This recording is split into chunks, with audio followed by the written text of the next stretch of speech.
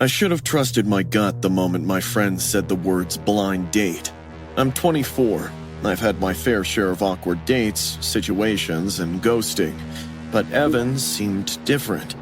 Over texts, he was polite, funny in that dorky, self-deprecating way, careful with his words. He even said please and thank you. So when he suggested we meet at Wendys, I agreed, thinking it was a safe choice. I walked in at around 7. The place was nearly empty, just a bored cashier at the counter and an old couple sharing fries in the corner. Evan was already seated by the window. He waved at me. "Hannah?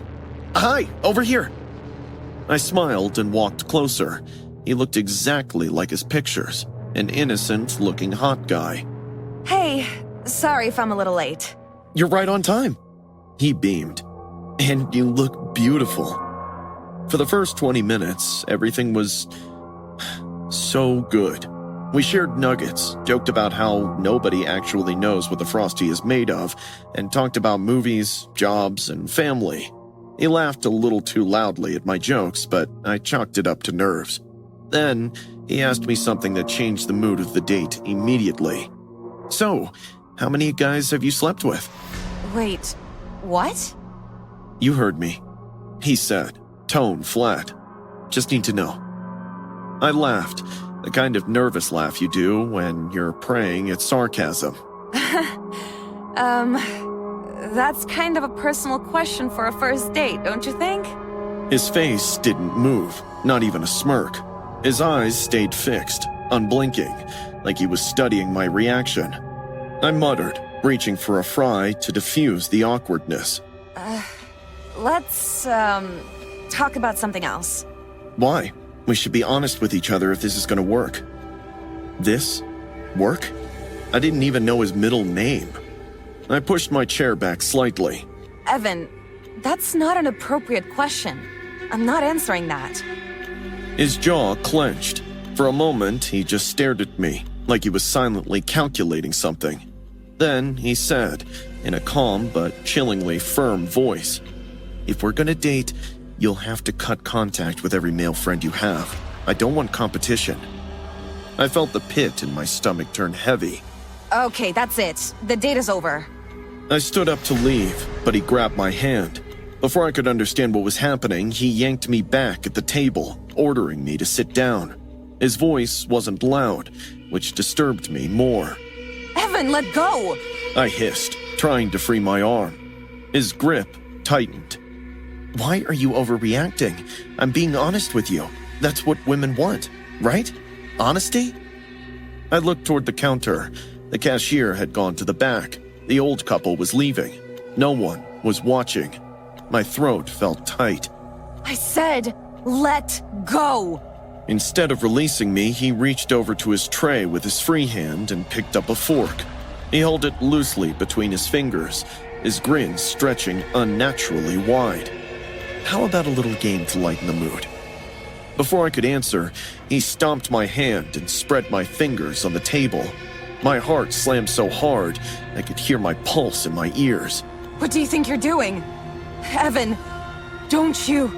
He brought the fork down fast, not on my hand, but in the space next to my thumb.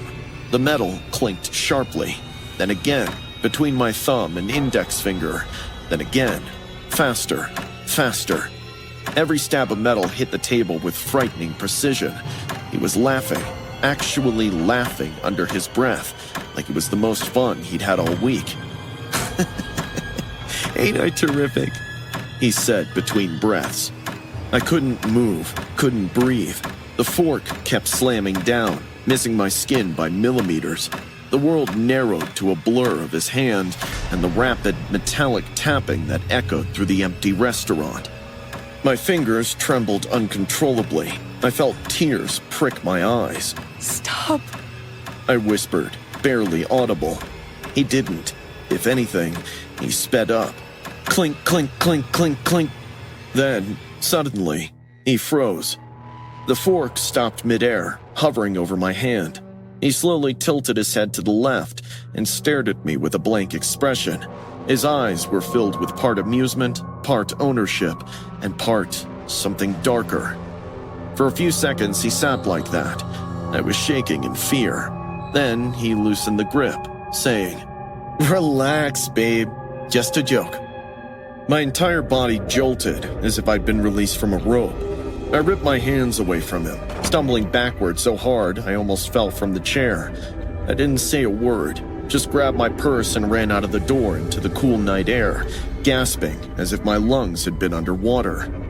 Outside, under the flickering neon Wendys sign, I pressed my shaking hands to my knees, trying not to puke.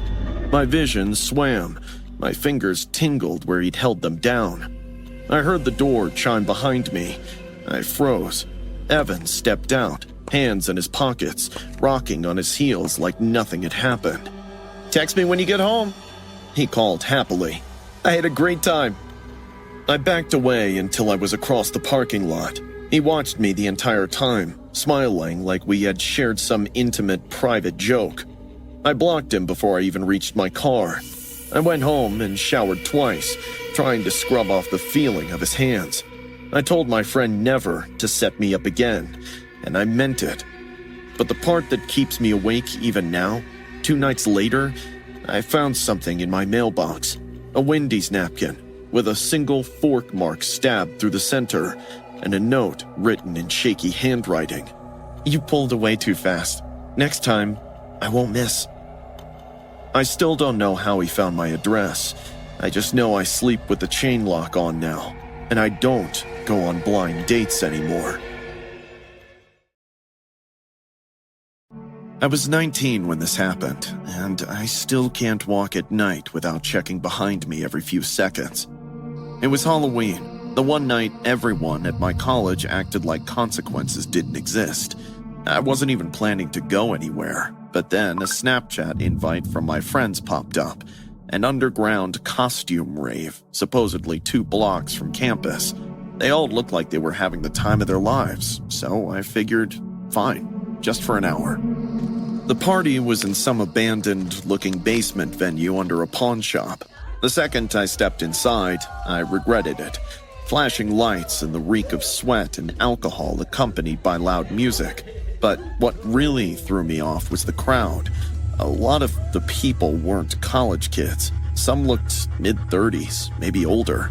Guys with patchy beards and cheap masks, hovering around packs of teenagers. I tried texting my friends to find them, but the signal was terrible. I was just about to turn around and leave when a hand tapped my shoulder.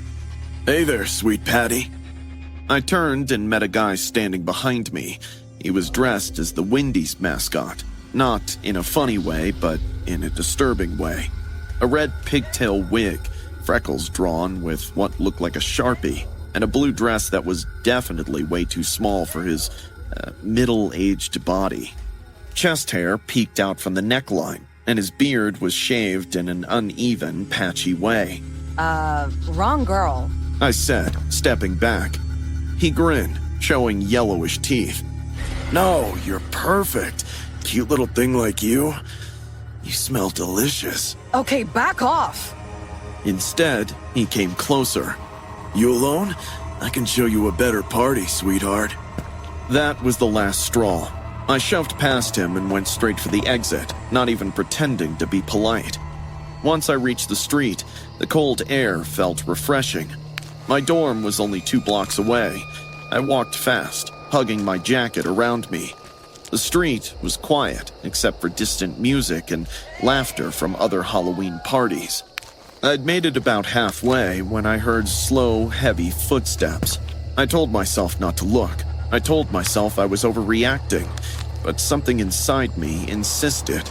So I glanced over my shoulder. It was him. Under the streetlights, the Wendys costume looked even worse. Makeup smeared, wig crooked, his face shiny with sweat, and he was grinning. "Where you running, Patty?" I sped up, and so did he. "Don't make me chase you, 'cause I like chasing." In 5 seconds, he caught up to me and pushed me against a tree near the curb. Before I could scream, he held a knife to my neck. "Shh," he whispered. Then he leaned in close, so close his breath hit my ear. He inhaled deeply, like he was smelling perfume. God, you smell so good. My entire body trembled uncontrollably. Please, let me go. I whispered. His voice changed, dropping into something darker. You're gonna walk with me into those woods. Be a good girl now. I looked at the woods, dark, dead silent, and completely empty. I knew if I went in there with him, I wouldn't be coming back out. No. I whispered. He dug the blade closer. Yes, you are. The second he loosened his grip to shift the knife, I bolted sideways.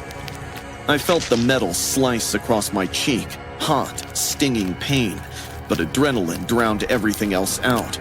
I ran like my life depended on it, because it did. I didn't dare look back. I just ran, up the hill, past the closed shops, and across the street, ignoring cars honking. I didn't hear him at first. Then I heard the footsteps again, pounding behind me. Get back here! He screamed. I nearly tripped on the sidewalk, catching myself with my hands. My cheek was wet with blood, my lungs burning, but I forced myself to sprint faster. My dorm building finally came into view. Help! 2 students near the entrance saw me running, bleeding, and they opened the door. I practically flew inside. Lock it! Lock it! I yelled. One guy hit the lock button on instinct. I turned just in time to see him, the man, stumbling toward the building, knife still in hand, wig half falling off his head. But when he saw the locked door and the students behind me, he stopped. He just stopped and stared. Then he smiled again, slow and chilling, before backing away into the shadows. My knees gave out. I collapsed on the floor, shaking violently. Someone grabbed towels and someone else called 911. I could barely speak. All I kept saying was that he attacked me. 10 minutes later, campus police arrived. They checked the woods, alleys, and the area around the venue, but the man was gone. The officers asked me over and over for details: height, weight, what he said, what he wore. I kept crying when I had to repeat the part about him smelling me. My cheek was bandaged at the hospital, and the police took photos and statements. They told me they'd patrol the area for the next few nights, and I was lucky. But luck doesn't keep you up at 3 a.m. Luck doesn't make you check your window for movement. Strangely, for weeks afterward, I kept finding Wendys flyers slipping under my door. They could never prove it was him. They couldn't find fingerprints. There was no camera footage of the hallway, and no one saw who left them. But the last flyer, the one that made me move dorms entirely, had a message written in red marker across the top. Found you, Patty. You still smell sweet. I still don't know where he is. I don't know if he's still around campus. I don't know if he ever went back to the woods looking for someone else. All I know is that I survived that night, and somewhere out there, he's still dressed like the Wendys mascot, looking for a new target. I was 28, exhausted after a late shift, running on fumes and stale adrenaline. The rain had been coming down in sheets for hours, turning every street into a river. Wendys was the only place still open on my route home, its neon sign flickering like it was struggling against the storm. I sat in the drive-thru lane for a second, then eventually decided to park and go inside. Maybe I just wanted warmth, or didn't want to go home to an empty apartment. The moment I stepped in, the smell of fries and coffee wrapped around me like a blanket. A small crowd sat hunched over their meals, trying to ignore the storm raging outside. I noticed a young girl wearing a Wendys shirt, mopping near the soda machine. I could tell from her tired face that she was working late-night shifts. She looked up at me as I walked in and said, Hey, welcome to Wendys. Sorry about the mess. The storm is making the floors a nightmare. I chuckled, rubbing the rain out of my hair. No worries, I'm a walking puddle myself. She laughed, light, quick, and for a second, the whole place felt warm, alive. I ordered a burger and coffee, took my seat, and let the warmth seep back into my bones. She said her name was Megan and kept chatting casually while continuing her work. I remember thinking she shouldn't be working this late. Minutes later, the delivery truck rolled in. I heard it before I saw it, the loud hydraulic hiss as it backed up to the side entrance. A man in a rain-soaked jacket came through the back, shouting over the storm. "Delivery, need someone to sign." I got it. Just give me a sec. I watched Megan jog toward the kitchen. She was smiling. The driver kept the truck running as he unloaded a dolly stacked with crates. He was rushing, too fast, too careless, trying to beat the storm. One of the Wendys employees yelled something at him, but he barely noticed. I didn't know then that the slick trail of rainwater he dragged in would be the reason everything changed. As Megan helped guide the dolly through the kitchen doorway, she stepped into the puddle. I watched her shoe skid, just a little at first, then completely. Her legs flew out from under her. The crate tipped. "Hey!" I shouted, instinctively rising from my seat. Time slowed. Not in a dramatic movie way, but in a sickening, drawn-out dread, as the heavy crate slammed into the fryer's hose. A sharp snap echoed through the kitchen. Then came the hiss. The hose whipped loose. Scalding oil sprayed across the floor in a violent burst, hitting the walls, the floor, and the paper bags stacked beside the fryers. "Megan!" I screamed. I jumped over the chairs and ran toward the counter. Smoke rose instantly. Flames crawled over the grease-soaked paper like they'd been waiting all night for a chance. "Call 911!" But panic had already swallowed the room. Everyone shoved toward the exit, chairs crashing against the tile. I could barely see Megan through the haze. She was on the ground, trying to crawl, her hands slipping in the spreading oil. "Megan, get up! Get up!" I screamed. She tried. God, she tried.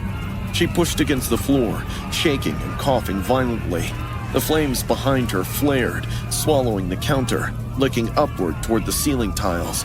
Someone grabbed me from behind and pulled me out of the Wendys outlet. I could see Megan still struggling through the entrance glass door. "Please," I whispered to myself. "Please move." But the fire was spreading so fast that no one dared to go back in to get her out. Just when I was thinking I should give it one last try, I saw a fireball explode behind her. "No, no, no!" I shouted. A wave of heat surged from the Wendys, pushing everyone back. I shielded my face, feeling my skin tighten from the blast. The glass door and windows shattered, echoing in the storm. The smoke filled the air. I stumbled backward with the others, tears burning my eyes. We burst out into the rain, choking, gasping, and collapsing onto the soaked pavement. Within 5 minutes, flames were pouring out of the windows. I remember someone tugging my arm, asking me if I was okay. I couldn't answer. I could only stare at the building where Megan had been smiling not 10 minutes earlier. Fire trucks arrived in waves, sirens echoing against the storm. Firefighters rushed in, masks on, hoses blasting torrents of water. The Wendys sign flickered, sparked, and finally went dark. I stood in the rain, feeling the cold soak through my clothes, mixing with the heat still clinging to my skin.